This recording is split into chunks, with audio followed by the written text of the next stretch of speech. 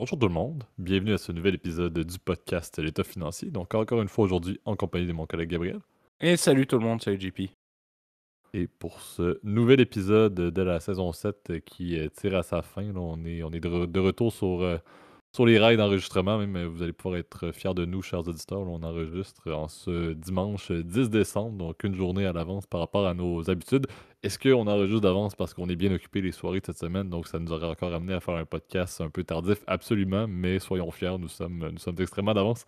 Deux sujets assez intéressants, là, très d'actualité, proposés par Gab, je dois d'ailleurs le mentionner. Et on salue tout le monde dans les commentaires. Gab qui est présent malgré sa participation à un événement caritatif significatif, mais qui n'est pas du genre encan silencieux, là, qui est plus descendons une pente de ski pendant plusieurs heures, là.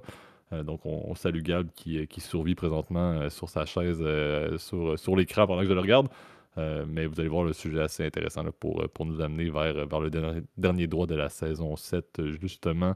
Donc, deux places au débat, là, formellement parlant, aujourd'hui. Je vais te laisser, Gab, faire le disclaimer de début d'épisode là, qui va surtout tourner sur le volet opinion et respect dans les commentaires et dans les partages et dans les opinions là, que les auditeurs vont pouvoir faire. Ouais, puisque comme tu l'as dit, effectivement, ça va être un place au débat. Bon, le warning, vous le savez, habituel, c'est qu'évidemment, tout ce qu'on parle, évidemment, il s'agit que de notre opinion personnelle. C'est pas une recommandation à agir. On peut faire un placement, par exemple, en ce sens. Évidemment, on vous demande, effectivement, dans les commentaires, si vous avez des opinions, à les garder, en fait, un ton neutre, je dirais, et un ton aussi professionnel, puis on va dire courtois le plus possible. Ça permet aussi d'avoir des échanges, on va dire, de bonne qualité et s'assurer effectivement qu'il y a un débat serein et pertinent en fait entre vos réponses et nous-mêmes. Mais n'hésitez pas effectivement à partager vos opinions, puisqu'effectivement, ça est deux thèmes d'actualité relativement qui risquent d'être intéressants, puis qui touchent, je pense, pas mal tout le monde. Donc, je pense que ça va être intéressant justement de pouvoir en discuter. Comme tu le dis, je vais faire un disclaimer, c'est sûr, si vous m'entendez pas là, mais comme en souffrance effectivement physique, là, j'ai comme des courbatures partout là, donc vous avez connu nos épisodes où j'étais malade comme un chien, là, je me souviens il y a quelques années.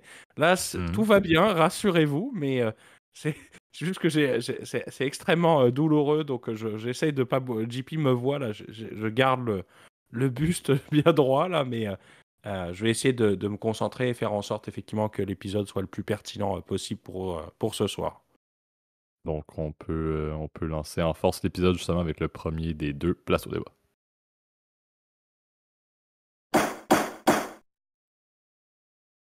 Parfait. Donc sujet, on le disait, là, qui est d'actualité, qui n'est pas d'ailleurs terminé. Là, officiellement, je pense que ça termine ce mardi là, qui s'en vient. On veut parler, faire un petit topo sur la COP28. On en avait parlé avant qu'elle ait lieu, là, lorsqu'elle avait été annoncée, entre autres, et tout mais, je veux dire, scandale d'avance. Là, je ne peux pas non plus me mouiller nécessairement parce que les résultats ne sont pas encore conclus. Puis lorsqu'on en avait parlé, c'était beaucoup axé sur des hypothèses, vu que ça n'avait pas encore eu lieu.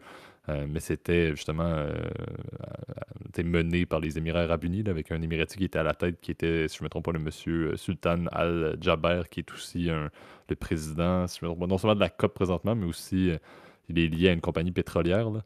Donc, ça a amené un petit peu des doutes sur la pertinence là, d'avoir quelqu'un de cette trempe-là là, en fait, c'est la compagnie ADNOC, si je ne me trompe pas, là, qui est à la tête ou qui est patron de cette compagnie pétrolière-là. Un peu ironique à la base, lorsqu'on parle de la COP28 et de la cause environnementale et de se retrouver avec quelqu'un qui a les mains dans le pétrole, là, pour ainsi dire.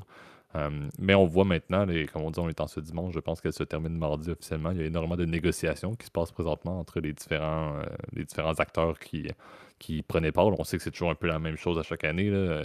Non seulement pendant la durée, oui, il y a des rencontres, il y a des meetings. Je sais que Gab, tu pourras donner ton opinion, c'est un place au débat également, donc on ne se gênera pas. Il y a beaucoup aussi d'oppositions, énormément de manifestations qui ont lieu entourant la COP28 parce qu'à chaque fois, c'est des milliers et des milliers de personnes euh, qui vont aller discuter justement du sujet environnemental et qui vont prendre l'avion, qui vont prendre les jets privés et tout. Donc, il y a beaucoup justement d'ironie dans tout ce qui se passe autour de la COP en général, mais particulièrement dans la COP 28. Et on se retrouve présentement, supposément, ce qu'on entend, les oui-dire qui semblent ressortir présentement des tables de négociation, des salles de négociation, c'est qu'on serait extrêmement proche d'un accord qui pourrait être significatif. Encore une fois, ça peut être moussé, on verra le résultat officiellement lorsque ça sera réglé. Là, en général, c'est très rare. En fait, ils vont toujours viser à avoir un accord pour sortir avec quelque chose d'une COP, là. C'est toujours le cas. Parfois, l'accord est une poignée de main qui ne sert pas à grand-chose. Parfois, ça peut être des trucs qui sont plus significatifs, mais la cible, la fameuse cible qui est fixée à 1,5 degrés Celsius, là, qui était liée à l'accord de Paris, il semblerait que la fin de l'utilisation, ou un plan du moins pour arrêter d'utiliser le pétrole, en fait, serait pas si loin que ça. Non seulement le pétrole, mais également le charbon, etc. Donc, on se retrouve avec une opposition où la Chine, qui en général n'était pas très, très favorable à ça, semble être plutôt constructive, en fait, présentement dans les discussions. Mais c'est beaucoup plus l'Arabie Saoudite qui s'oppose énormément, et plusieurs pays en développement qui font des exigences très précises. Donc, l'Arabie Saoudite, c'est très simple. De leur côté, c'est le plus grand pays exportateur de pétrole, là. Ils ne veulent pas nécessairement arrêter. Aramco se porte très bien également. Donc, c'est très dur pour eux de dire, bon, ben oui, on va favoriser la discussion d'arrêter ou de réduire l'utilisation des combustibles fossiles. Et de l'autre côté, les pays en développement, c'est un peu le discours qui est très similaire depuis plusieurs années. C'est si on veut avoir une transition vers des énergies qui sont plus renouvelables, ça nous prend du support financier et de technologie pour implémenter ça, justement, dans ces pays en développement-là, qui proviennent des pays et des économies développées.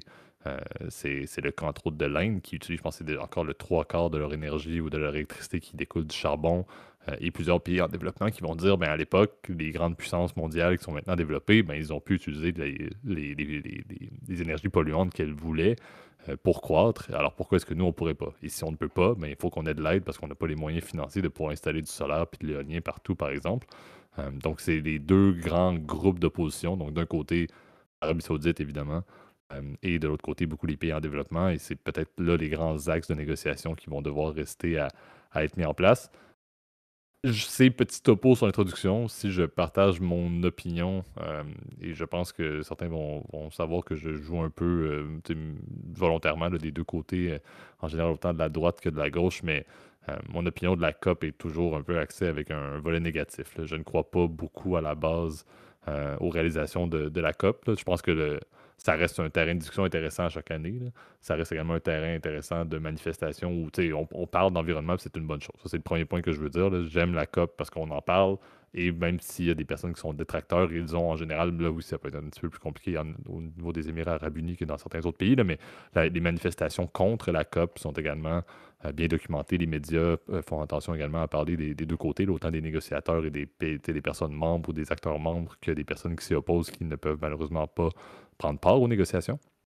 Mais par contre, ça reste que les résultats de ces COP-là, je ne crois pas vraiment que d'avoir une entente qui va être signée, par exemple, d'ici mardi, va vraiment amener du jour au lendemain à ce qu'on change l'ensemble de nos habitudes. On sait la réalité. Si on veut atteindre le 1,5 degrés Celsius fixé par Paris, si on veut vraiment s'entendre, c'est que littéralement tout le monde doit y contribuer. C'est pas juste les pays qui doivent décider, là. C'est est-ce que dans la vie de tous les jours, on veut décider de dire, OK, mais demain, je vais prendre mon véhicule pour aller au travail, demain, je vais prendre mon véhicule pour faire un aller-retour vers une ville X, Y, Z. C'est un peu ça. Si chaque personne ne fait pas son mot à dire, c'est pas seulement les États, c'est pas seulement les grandes compagnies qui peuvent avoir un impact. Oui, ça a un impact significatif sur la quantité de pollution, mais ça vient de chaque individu à un certain point. Est-ce qu'on peut vraiment s'entendre pour que tout le monde sur Terre soit aligné dans le même sens? C'est un peu là où j'ai des doutes, et je ne pense pas que c'est la COP qui va faire changer cette réalité-là, parce que ça reste la COP un truc très entre guillemets, là, je sais que c'est pas tout à fait le cas, mais moi je le vois un peu comme un truc élitiste. C'est ceux qui sont à la table, c'est les grands États, c'est les grandes corporations, c'est des ONG également. Mais est-ce qu'il y a une représentativité adéquate de tout le monde pour que tout le monde se sente a part of it, puis que chaque humain vise la même chose, de dire, OK, oui, on a un problème avec l'environnement, il faut qu'on s'entende sur une cible parce que sinon on est dans le trouble. Je vois pas pourquoi la COP serait vraiment le vecteur, alors que c'est le spotlight qu'on a chaque année sur la COP. On dirait que c'est le moment où on peut sauver l'humanité. Puis à chaque fois, ça finit pas nécessairement par être le cas. C'est un petit peu ma vision, encore une fois. Je vais laisser le bénéfice du doute, on verra l'accord, là. Je veux être positif et optimiste, mais ça reste que c'est un petit peu la vision que j'ai de chacune des COP qui ont lieu, qui continuent et continuent et continuent à juste se rouler, là. Non, et puis je partage effectivement ce que tu viens de dire, JP. Je rapporterai quand même une petite nuance, et d'ailleurs ça surprendra peut-être certains. Je pense que ça vaut le coup d'au moins de dire on a essayé, si tu veux. Je pense que c'est un peu l'objectif effectivement de ce genre de conférence.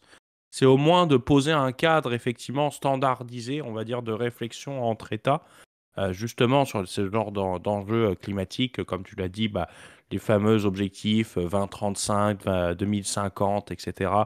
2000, là, normalement, l'idée en fait, du processus en fait, va être de d'amener encore une fois une révision de l'accord de la COP 21, les fameux accords de Paris, là, et de soumettre d'ici 2025, donc disons l'année prochaine, hein, si on ignore le mois de décembre qui est en cours, et ben en fait d'un budget carbone, donc de nouvelles cibles effectivement carbone, dans lequel les États s'engagent à respecter.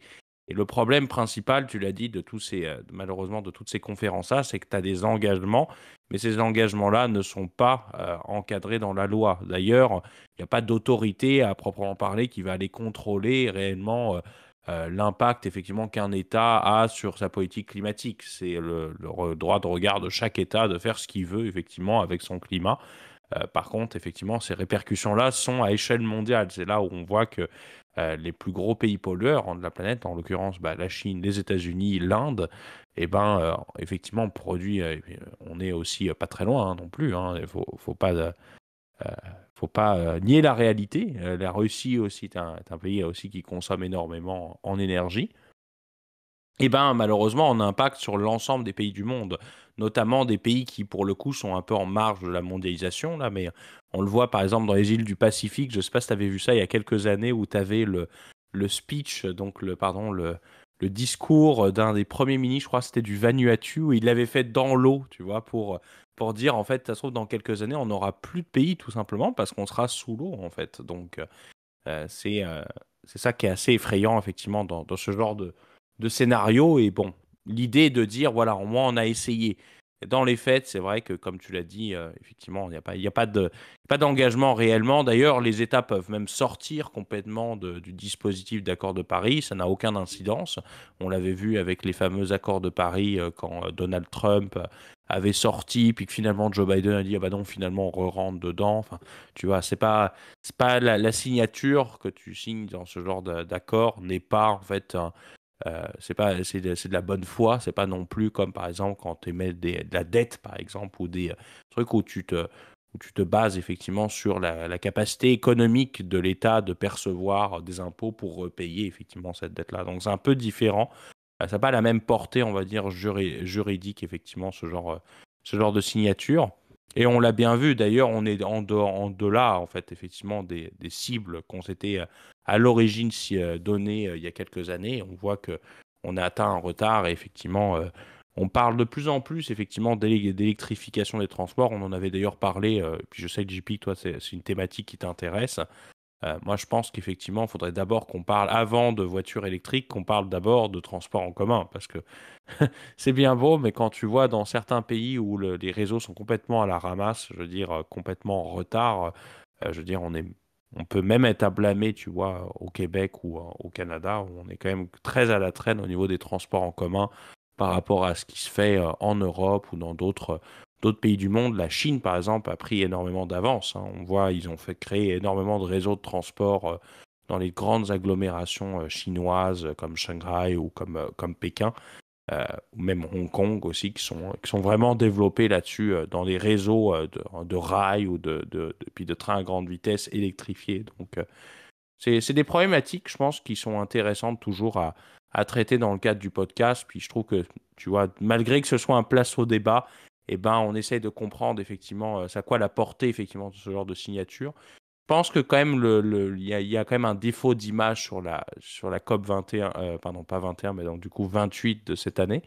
Bah, c'est tout simplement le fait que c'est organisé, évidemment, tu l'as dit, à Dubaï, qui est assez ironique. Alors Dubaï, d'ailleurs, ne produit pas de pétrole, mais les Émirats arabes unis, évidemment, sont un très très gros producteur de pétrole, comme le sont la plupart en fait des États de la péninsule arabique, hein, donc des pays du Golfe. euh, Évidemment, sont très importants. Et l'OPEP a rappelé effectivement que bah, elle est cruciale, effectivement, encore une fois, pour les prochaines années, pour fournir de l'énergie pour la plupart des citoyens du monde. Donc, pour le moment, la décarbonation complète de l'économie, ça me semble être un rêve, on va dire, pour le moment encore inatteignable. Mais il faudra voir dans les prochaines années, quid du nucléaire, des autres objectifs, des autres énergies décarbonées comme le solaire, l'éolien, etc., qui pourront permettre peut-être d'aider effectivement à combler la part des énergies fossiles dans le mix énergétique mondial, effectivement, pour progressivement parler, comme tu l'avais dit dans les précédents épisodes, bah, d'électrification totale des transports. Exact. Puis, tu sais, je pense, moi, j'en parlais, puis je vais ramener un peu le point de quelle est l'utilité réelle de la COP puis la quantité d'intervenants, là. C'est une anecdote qui a fait quand même beaucoup les manchettes au Québec parce qu'il y a un contexte présentement de, d'entente là, entre le gouvernement et des employés de l'État, là. Il y a une espèce de débat syndical assez intense au Québec présentement et il y avait une des leaders d'une des plus grandes divisions, là, justement syndicale au Québec qui, en plein milieu de négociations majeures, avait quitté pour Dubaï justement pour aller représenter tu sais, son, son, son, le terme m'échappe, là, mais son Son syndicat, bref. syndicat? Voilà. Mais au niveau de la COP, et ça avait fait des manchettes en disant pourquoi aller prioriser le fait d'être présente au niveau de la COP plutôt que d'être aux tables de négociation au Québec. Puis bref, sans rentrer dans les détails, ça montre juste que l'éventail des intervenants, au point même d'être un syndicat, une représentante d'un syndicat d'employés de l'État au Québec, soit invité à aller participer à la COP, prennent un avion pour se rendre à Dubaï et les dépenses, les restaurants, les peu importe, qui étaient non seulement des dépenses un peu inutiles, entre guillemets, mais aussi qui était de la pollution, là. C'est de l'empreinte directe là, qu'on a pour quelqu'un qui fait ça, et on fait ça fois tous les pays du monde. C'est là où j'ai encore une fois un peu des défis, des débats là, sur la pertinence de la COP. Puis comme on l'a dit aussi, un des points pourquoi est-ce que je ne crois pas beaucoup au résultat de la COP 28, c'est on connaît le contexte qu'on est maintenant. Si les plus grands pays producteurs de pétrole doivent soudainement trouver un plan de transition, et le Canada en fait partie, là, est-ce qu'on est vraiment prêt à commencer à mettre littéralement à tailler dans notre PIB, là? Le Canada, si on arrête soudainement, on a besoin de faire une transition au niveau des produits pétroliers, là, c'est une bonne partie de notre PIB qui va pas très bien. Est-ce que le PIB, on en a besoin présentement dans le contexte économique qui est pas facile? Ben oui. Donc je me dis, il faut que le monde comprenne, pas que le monde comprenne, mais que les intervenants qui veulent faire l'accord, est-ce que c'est réel de dire que ça peut être un des plus grands documents signés dans l'histoire de la cause environnementale planétaire dans la COP 28 en 2023? Est-ce que c'est le cas de le dire? Ben, peut-être qu'ils peuvent le signer. Est-ce qu'il va être appliqué? Par contre, moi, je connais le gouvernement canadien, on a toujours été ceux qui étaient les plus proches de vouloir être pour la cause environnementale, mais en réalité, on se cachait derrière le fait qu'après ça, en Alberta, on n'a jamais atteint nos cibles au Canada parce qu'on continuait de vouloir faire de l'argent et avoir un PIB qui était bâti en grande partie sur notre énergie pétrolière. Oui, sur bien d'autres choses, mais le pétrole est très important au Canada en termes de PIB. Est-ce que dans le contexte actuel où les libéraux de Justin Trudeau n'ont pas le vent dans les voiles, justement, là, est-ce qu'ils vont vouloir essayer d'aller chercher des cibles, faire des transitions, puis couper dans le PIB? Absolument pas, là. Donc c'est là que je me dis, ça peut être beau de faire un texte. Est-ce qu'il va s'appliquer rapidement dans cette fameuse transition-là? Ben clairement pas dans un contexte où chaque pays, littéralement, vont chercher chaque virgule de PIB qu'ils peuvent aller chercher, là. Ce qui m'embête un petit peu, et c'est ce qui fait en sorte que je ne crois pas forcément à la COP28. C'est peut-être moi qui est plus acerbe que toi, étonnamment, hein, Gab, dans ce Tu vois? segment-ci, là, Comme mais c'est un peu là quoi, le point. La COP à la base est un concept que je continue de vouloir croire, mais que je ne crois pas nécessairement, mais encore plus cette année dans un contexte économique pas facile. Est-ce que c'est réel de dire qu'on peut commencer un plan de transition? Puis oui, j'entends des auditeurs qui vont dire oui, mais le plan de transition, ça ne sera pas fait cette année. Tout à fait d'accord, mais il faut qu'il y ait des démarches qui soient commencées à faire, des investissements qui soient faits aussi. Est-ce qu'on veut commencer à investir au-delà de la capacité des économies développées et même des économies en développement? On dirait une économie en développement, on devrait regarder en Amérique latine où ils ont des taux d'inflation qui sont dans les 100%. Est-ce qu'ils ont le goût de commencer à investir dans des infrastructures solaires? Il y a peut-être d'autres investissements à faire présentement pour la cause sociale. Fait que c'est un peu là où je me dis, ça peut être beau le document, mais l'application va être complexe. ouais, après, ça peut... bon, pour, faire une petite blague sur le contexte d'inflation en Amérique du Sud, c'est sûr que ça permettrait que ça coûte 2 fois moins cher d'investir maintenant, en fait, dans ce genre de truc. Euh, Comme tu as 100% d'inflation, c'est-à-dire que les prix doublent par année, là, donc en tout cas, ça peut être une indication, mais bon, pour être plus sérieux, effectivement, il y a ce problème, effectivement, de la légitimité aussi, bah, souvent des décideurs politiques aussi, qui sont, comme le dit le dicton, les conseilleurs ne sont pas les payeurs, hein. Souvent, c'est très facile, effectivement, de donner des lois, etc. Par exemple, je me souviens, par exemple, quand l'Union européenne avait interdit la construction de véhicules neufs thermiques d'ici 2035, je veux dire, c'est 10 ans, là. Je veux dire, en 10 ans, on est déjà pas foutu d'être autonome énergétiquement en Europe. Là, on a de la difficulté à livrer de l'énergie, à avoir notre mix énergétique qui fonctionne bien avec le conflit qui se passe entre la Russie et l'Ukraine. Ça demeure un enjeu crucial et on nous parle effectivement, tout le monde devrait avoir des voitures électriques, il n'y a pas de borne. Je sais que par exemple, quand tu habites en appartement, je veux dire, c'est impensable d'avoir un véhicule électrique parce que souvent, bah, tu n'as pas de parking souterrain où tu peux mettre effectivement ta borne ta recharge pardon, de véhicule. Donc, pour le moment, c'est très illusoire, tu vois. Donc, je trouve ça très ironique souvent, justement, des décideurs politiques de dire, bah non, on veut pas, on veut sanctionner, etc. Alors que finalement, bah, ceux qui sont en fait les premières victimes, en fait, souvent des mesures, on va dire, d'austérité, on va dire, climatiques, et ben, c'est souvent les populations les plus précaires, en fait. Hein. Souvent, c'est la personne qui va se déplacer avec sa vieille voiture, qui n'a pas les sous de la remplacer, qui n'a pas les sous, effectivement, d'aller, par exemple, vers un moteur, par exemple, hybride, qui, on le sait, coûte très cher. Bref, ça crée de la tension sociale, effectivement, tout ce genre de problématique, effectivement.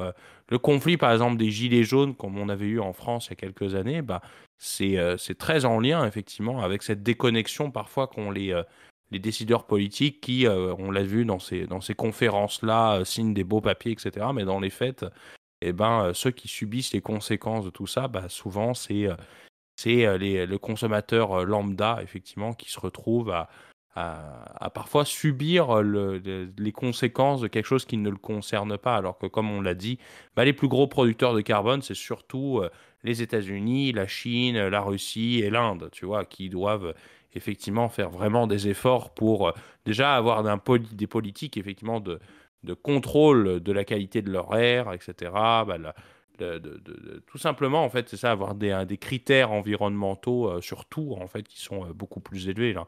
Bref, c'est sûr que c'est un sujet complexe, on pourra en parler pendant 4 heures. JP, je sais pas ce que tu en penses. En tout cas, je trouvais ça intéressant d'en parler, puis c'est pour ça que j'avais proposé l'idée de parler, faire une petite update de la COP 26 à Dubaï. Absolument. Donc, tu as le mentionné, là, on est dimanche, c'est supposé terminer mardi, là, donc portez attention à l'entente qui va avoir lieu. Là. S'il y en a une, là, encore une fois, je peux pas prendre pour acquis qu'il va y en avoir une, mais s'il y en a une, là, allez lire le texte. Ça se trame, comme je le disais, quand même, pour être un document qui pourrait être important. Maintenant, son application sera à voir, là, donc gardez un œil sur les manchettes dans les prochains jours. Ça pourrait être intéressant pour clôturer l'année 2023 en termes environnementaux. Passons maintenant au deuxième segment, au deuxième place au débat pour l'épisode d'aujourd'hui.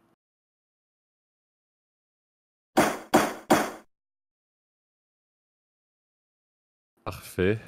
Donc, on va parler d'un autre sujet extrêmement d'actualité. On va faire peut-être un 3 heures. Le segment va durer 3 heures. C'est le plus long segment ever. On va parler de baseball. Donc, pour nos auditeurs français, là, préparez-vous. Et en Europe, là, vous n'êtes pas prêts, ça va être beau. Mais non, on veut parler plus spécifiquement là, le topo, c'est le salaire des sportifs. On veut surtout parler là, de ce qui s'est produit cette semaine. Là. Il y a eu une annonce assez significative. Je suis d'ailleurs grand fan de sport, tout sport confondu. Shohei Ohtani, le joueur japonais de baseball, est un joueur que j'admire beaucoup. Particulièrement, je joue moi-même au baseball en partie et mon gilet a le numéro 17 en l'honneur de Ohtani. Là, donc, c'est un joueur significatif pour moi et pour des millions de personnes et pour des millions de dollars dans son compte bancaire parce qu'il a signé pour 10 ans et 700 millions de dollars là, auprès de l'équipe de baseball que tout le monde connaît très bien. En général, lorsque vous écoutez du baseball ou pas du tout, vous connaissez en général les Yankees de New York et les Dodgers de Los Angeles. Il a signé là, pour les Dodgers, justement, ce contrat-là qui lui garantit là, 70 millions de dollars par année, ce qui se veut être le plus gros contrat signé là, dans l'histoire du sport, tout sport confondu, là, dans l'histoire de la Terre, là, littéralement.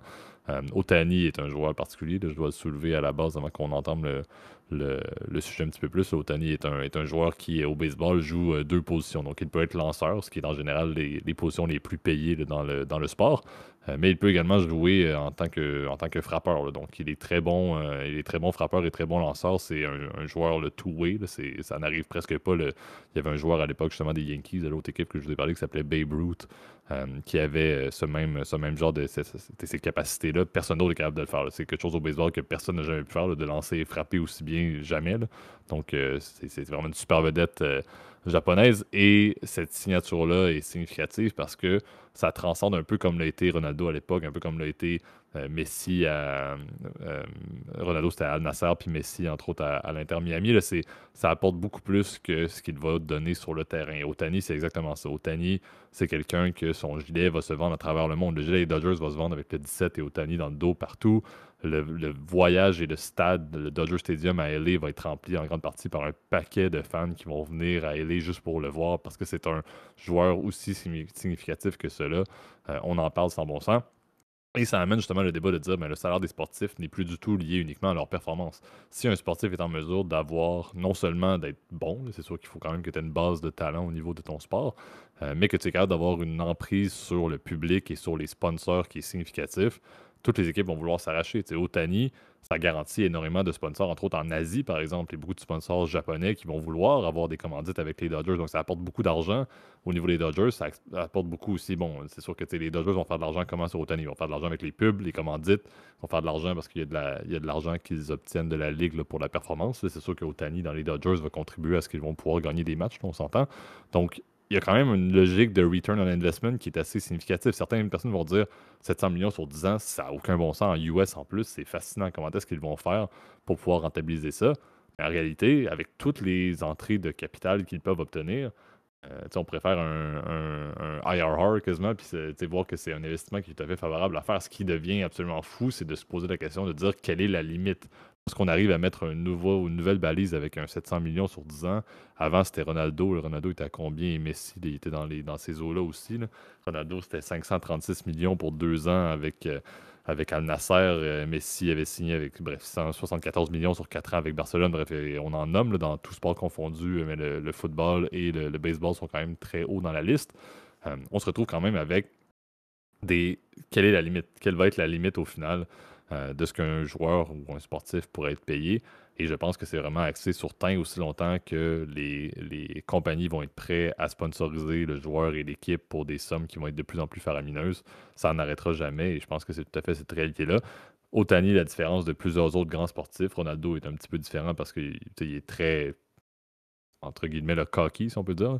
Alors que Ohtani est tout axé dans le respect. Donc, littéralement, c'est le Wonder Boy parfait pour n'importe quel brand parce que ce n'est pas quelqu'un qui est à risque de faire un faux pas ou un mauvais coup. Donc, tout le monde veut avoir Ohtani comme advertiser. C'est curieux. En général, lorsque tu es sportif, tu signes avec une marque, là, avec les Nike, les Adidas de ce monde. Lui, il a signé avec New Balance pour vous donner une idée là, à quel point il est un petit peu, outside des conventions. Là. Il a signé avec une brand qui est tellement boring là, comme New Balance, mais il a fait des millions et des millions et des millions avec ça. Donc, ça vous montre un petit peu le fait que ce sportif-là, c'est 700 millions pour 10 ans. Ce n'est pas de la charité que les Dodgers ont fait du tout. Les Dodgers vont en gagner beaucoup, beaucoup, beaucoup, beaucoup plus à avoir Ohtani dans leur maillot pour les 10 prochaines années, ça c'est certain. Maintenant, c'est ce qui est fascinant, c'est de voir what's next. Qu'est-ce qui va se produire? Je pense que dans le baseball, c'est pas mal le summum. Là. Personne d'autre ne peut exiger d'être payé plus que Ohtani parce que personne d'autre n'est capable de faire ce qu'il fait. Donc, personne d'autre ne peut dire je veux être payé autant que lui. À mon avis, le baseball a sa nouvelle balise. Tant et aussi longtemps qu'un joueur ne va pas être capable de faire ça, ça n'arrivera pas. Donc, ça, c'est le premier point. Par contre, qu'est-ce que ça va amener dans les autres sports? Quels vont être les effets sur les autres sports? La contamination, si on peut dire, là, de ce genre de contrat-là, c'est ce qui va être intéressant. Il y a beaucoup d'excellents et de grands talents dans le football américain, le football soccer, entre guillemets. Je pense que c'est là qu'il va être intéressant de voir quelle va être la suite là, pour les Mbappé de ce monde et compagnie s'ils décident d'arrêter de pleurer à chaque été. Là. Non, mais Chaque mercato. là, c'est. Là, on va Place au se débat, c'est perdre. place au débat, c'est place au Ouais. débat. On a déjà perdu les gens qui sont À la fans de New Madrid. Balance. On a perdu les fans de Mbappé et du PSG. Là, franchement, honnêtement, si vous devez lancer les fusées cartouches d'encre, vous savez à qui envoyer effectivement ces dernières. Mais Faut croire, ouais, c'est dimanche, j'ai mes opinions. Hein. Je pense que le lundi, je suis plus doux, mais les dimanches, on dirait que j'ai. Ouais. c'est ça. D'habitude, t'es doux comme un agneau sur les places au débat. Et là, je dois t'avouer, là, t'es incisif comme un couteau. Là, mais bon, Mhm. je suis d'accord. Pour revenir effectivement sur la thématique, bon, l'objectif était peut-être pas de parler uniquement de baseball, mais c'est vrai que tu l'as dit, en fait, la contamination de l'argent, effectivement, dans le sport, a jamais été aussi importante, en fait, puisque c'est sûr qu'avant les années 90, dans la plupart des sports professionnels, bah, on n'était pas du tout au même niveau. Je pense que ce qui a changé énormément, en fait, la professionnalisation des sports, et ben, c'est l'arrivée de la télévision couleur, en fait, puisque c'est là où, effectivement, les programmes en direct ont pu se développer et que là, tu as eu la création des fameux droits télévisuels. Parce que le nerf de la guerre, effectivement, dans les revenus des clubs de sport et des ligues sportives, c'est les droits télévisuels. Parce que c'est là où vraiment l'argent est fait. C'est tous ces abonnements, vous le savez, vous, si on a des amateurs justement du PSG dans les commentaires ou sur YouTube, bah, on le savait maintenant, vous devez payer, je crois, 2 abonnements pour regarder l'entièreté des matchs.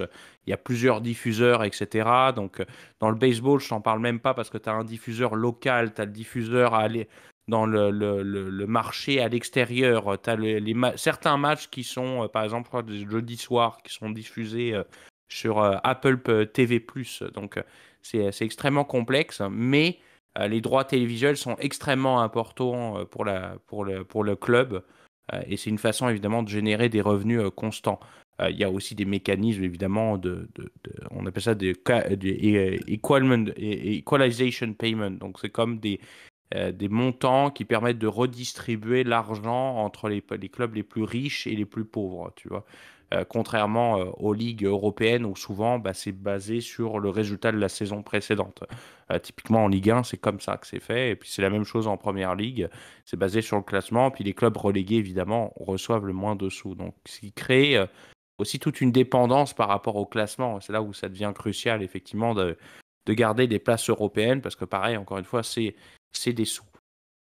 Mais ce qui est intéressant, c'est que tu l'as dit, le développement des super salaires, je trouve que ça a commencé vraiment, en fait, dans les dernières années. Bah, 2005-2006, si je me trompe pas, c'est sur les Galactiques au Real Madrid. C'est vrai que c'était les premières époques. Tu vas me dire aussi le transfert de Figo du Barça au Real aussi, c'était un bon exemple, effectivement, de méga transfert. Le Real de Madrid a souvent été un club qui a vraiment fait ce genre de méga opération pour dénicher des énormes talents. Donc je pense que le prochain énorme transaction dans le milieu du sport, ça risque d'être probablement Mbappé hein, au Real. Bon, s'il y a des fans du PSG, malheureusement, l'avenir va probablement se produire, hein, puisque bon, ça fait 2 années, 2 étés dont on parle à chaque fois ça, j'envoie mes fléchettes à JP, là.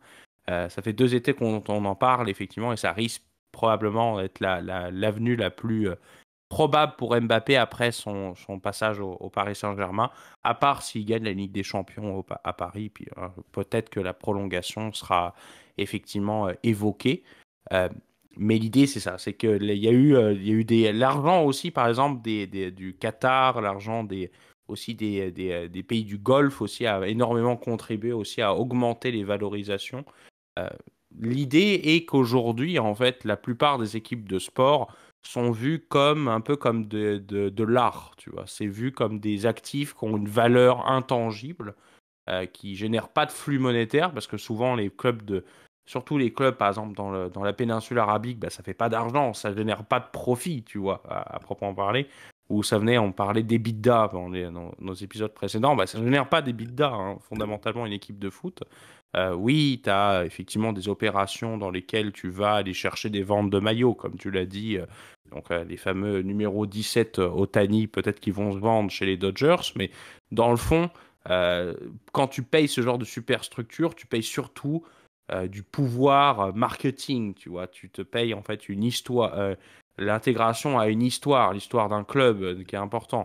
Il y a des clubs qui sont évidemment légendaires et qui ont marqué l'histoire de leur sport. Bon, tu as parlé des Yankees, par exemple les Yankees de New York, les Dodgers de Los Angeles en sont une, qui étaient d'ailleurs avant à New York, c'était les Dodgers de New York. T'en as d'autres, mais bon, évidemment dans le foot européen, le Real, le Barça, Manchester United, Liverpool, etc., Chelsea, etc. Je ne mettrai pas le PSG dans l'histoire, ça, ça, tu vois, il faut rester neutre, mais c'est assez... tu veux acheter cette histoire-là, en fait, tu veux acheter ces fans, cette vision, ce positionnement médiatique, en fait. Et j'aimais bien d'ailleurs cette phrase de Romain Molina, c'est inversement. La profitabilité, en fait, dans le sport, c'est inversement proportionnel au pouvoir médiatique que ça génère. Souvent, les clubs les plus rentables sont pas forcément les mieux classés. C'est souvent des petits clubs, on va dire, qui sont intelligents dans le recrutement mais ils n'ont pas une aura en fait que génèrent les plus grands clubs qui dépensent des fortunes importantes pour aller recruter des joueurs. La deuxième question, déjà peut-être que je pourrais te poser la question, c'est est-ce que c'est juste ces salaires qui sont mirobolants C'est un débat que j'ai eu d'ailleurs, et je serais curieux d'avoir ton opinion là-dessus. Là. J'ai eu ça avec mon père. Et étonnamment, tu vois, mes positions sont assez ambivalentes. Alors, j'étais curieux de savoir c'était quoi ton avis là-dessus, JP. Ben, je veux dire, est-ce que c'est juste. Moi, je vois un peu la position de tu sais, les joueurs contre les propriétaires. Là. Tu sais, est-ce que c'est juste, ben, c'est juste que les joueurs obtiennent quand même une bonne part, sachant que les propriétaires s'en mettent plein les poches. Là. Donc, ma vision, c'est est-ce que c'est juste de la vision sportive versus le commun des mortels? Non, c'est absolument fou de dire que Otani va faire 700, tu sais, 70 millions par année. Alors que le commun des mortels, on est très loin du compte. Là. Donc, c'est sûr que pour ce qu'il fait, et c'est un sportif, puis c'est tout à fait louable, c'est de l'entraînement, etc., c'est légitime. Je pense que ça dépend de la perspective. Commun des mortels versus sportif, ça ne fait aucun sens. C'est un peu triste, là. Cet argent-là pourrait avoir une énorme différence dans les mains de bien d'autres personnes que de Otani, qui est déjà très bien dans la vie avant même ce contrat-là. Là. On s'entend, là. Il manque de rien présentement avec sa maison à Malibu. Là, on s'entend. De l'autre côté, par contre, comme on dit, quand on oppose les propriétaires versus les joueurs, si c'est pas les joueurs qui l'obtiennent, ben c'est les quelques, tu sais, le 1% qui continuent de s'enrichir. Là. Donc c'est un peu là où ma vision à moi, c'est, je le vois plus côté corpo. Là. Tu sais, c'est un employé versus son patron. Puis je veux dire, si l'employé apporte énormément de valeur à la compagnie puis au patron, ben c'est normal que ce soit le patron qui s'en mette plein les poches. D'accord. C'est un peu là.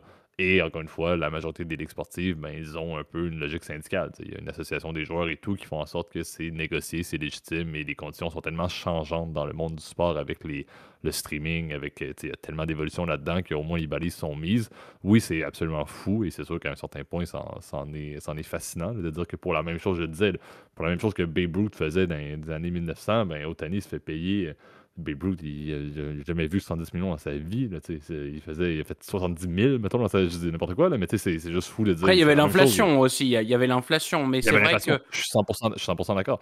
Mais ça reste que ce qui se passait sur le terrain, c'était le même terrain, c'était la même affaire, puis c'était pas tout à fait différent de ce qui se passe d'une fois à l'autre. Oui, il y a eu l'avancement dans les technologies, il y a eu l'inflation, le contexte économique, oui, il y a des balises qui font en sorte que on est loin du 70 000 versus le 70 millions, mais il y a quand même un petit peu d'effet exponentiel. Là. Mais ma ouais, ben, vision, c'est que c'est c'est c'est sûr. légitime, ma vision.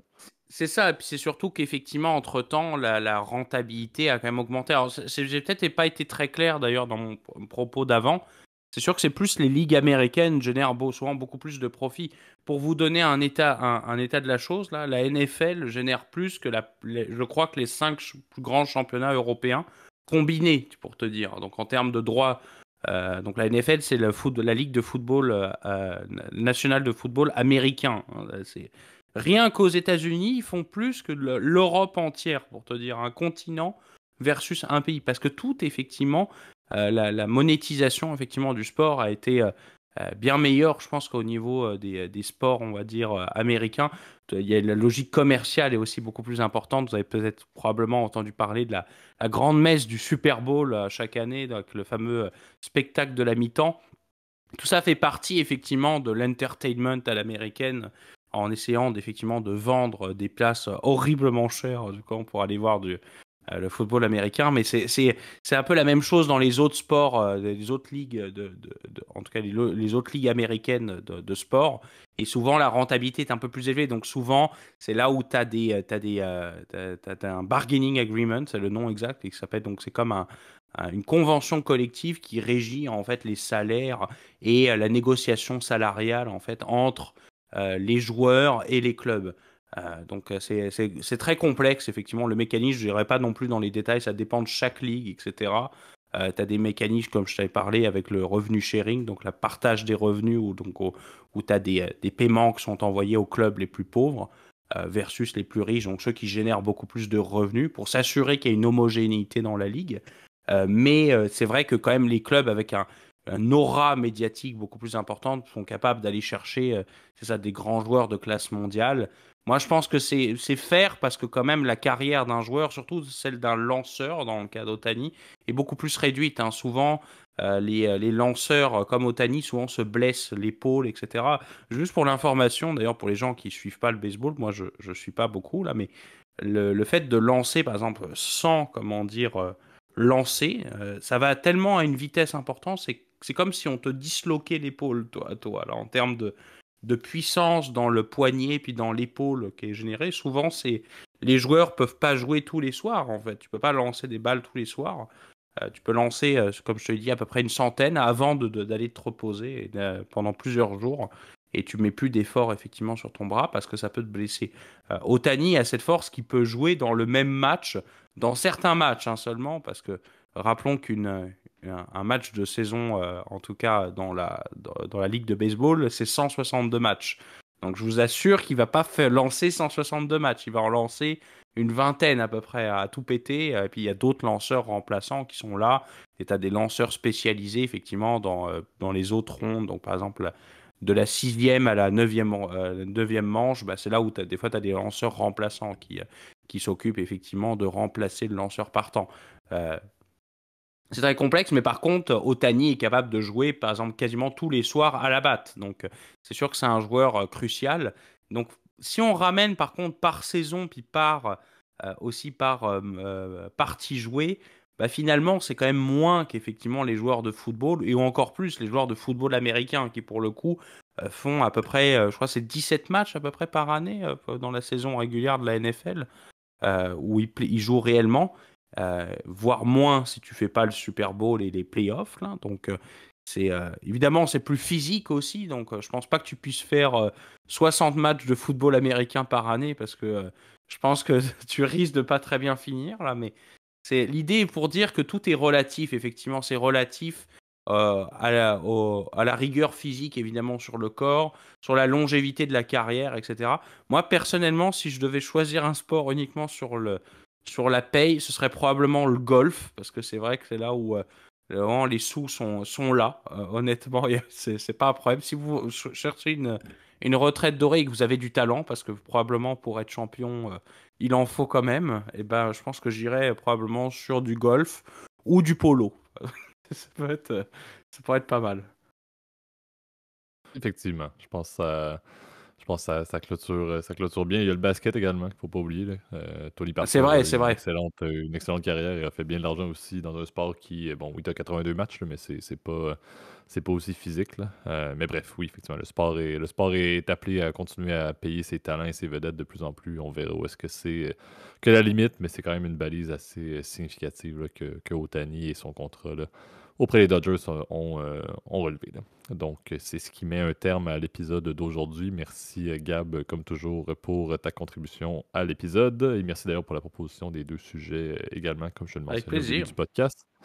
Merci tout le monde pour votre écoute. Comme à l'habitude, vous pouvez nous retrouver sur notre plateforme clé pour les partages de commentaires, d'opinions, d'idées de sujets là, sur une base publique qui est YouTube.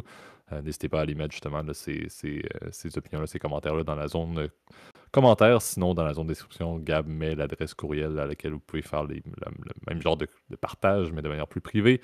Si vous appréciez le contenu, allez mettre un like, abonnez-vous à la chaîne et mettez la cloche pour les notifications. Et pour la majorité d'entre vous, vous nous écoutez sur les plateformes de podcast, les plateformes audio. Donc, vous pouvez nous retrouver sur Apple Podcasts, Spotify, Overcast, Deezer, etc. Donc, n'hésitez pas aussi à vous abonner à la chaîne et à mettre des likes là, si vous avez apprécié le contenu. Et comme toujours, là, en cette presque fin de saison 7, là, si vous avez des proches, des amis, des collègues qui s'intéressent à du contenu comme celui que l'on publie depuis plus de 3 ans, n'hésitez pas à leur partager. Là, c'est toujours beau de voir le bouche à oreille là, qui fait croître cette magnifique communauté. Donc, je vous dis et je te dis, Gab, à la semaine prochaine. À la semaine prochaine. Salut tout le monde.